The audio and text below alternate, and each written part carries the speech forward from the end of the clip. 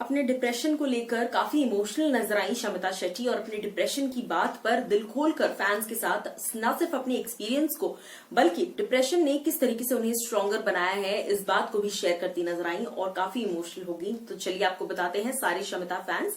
Well hello guys and welcome to cine speaks. मैं हूं ज्योति नाहक। अगर आप चाहें तो इंस्टाग्राम पर जाकर मुझे फॉलो कर सकते हैं @JyotiNahak7 पर।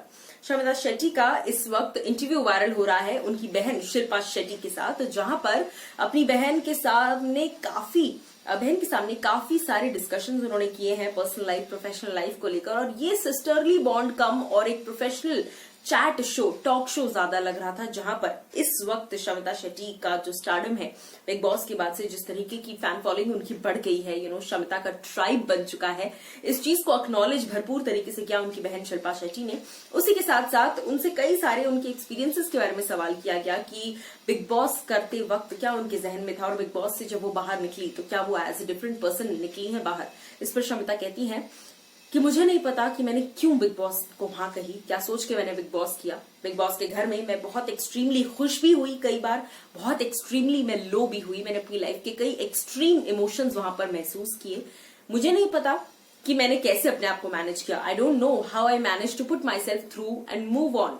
It is because of what I have been through in the past. शायद मैं इसीलिए बिग बॉस कर पाई, इसीलिए मैं उन चीजों से आगे निकल पाई, क्योंकि मैं अपनी लाइफ में डिप्रेशन से गुजर चुकी हूँ और मैं अपनी लाइफ में इससे बुरा फेज झेल चुकी हूँ। जी हाँ, वो कहती हैं it is because maybe I have been through with that in my past. I have been through depression and that's what made me stronger. Depression इंसान को भले ही उस वक्त के लिए थोड़ा सा कमजोर बना देता है mentally, but in a long run आप बहुत ज्यादा कॉशियस हो जाते हो। आप ओवर थिंक भले ही करते हो, बट ओवर थिंकिंग के अगर 100 बुरे एस्पेक्ट्स हैं, एक अच्छा एस्पेक्ट ये है कि कोई भी बुरी चीज होने से पहले ही आप उस चीज को प्रिडिक्ट कर लेते हैं।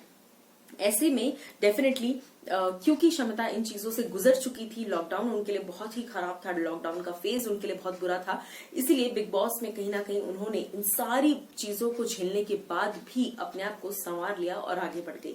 इसके आगे वो लिखती हैं it gives me the courage to take on challenges. I feel since I have overcome that I can overcome anything. यानी कि अब ऐसा लगता है कि मैं अगर डिप्रेशन से निकल सकती हूं तो फिर मैं किसी भी सिचुएशन से निकल सकती हूँ। ये मैंने खुद महसूस किया है, ऐसा शमिता का कहना है।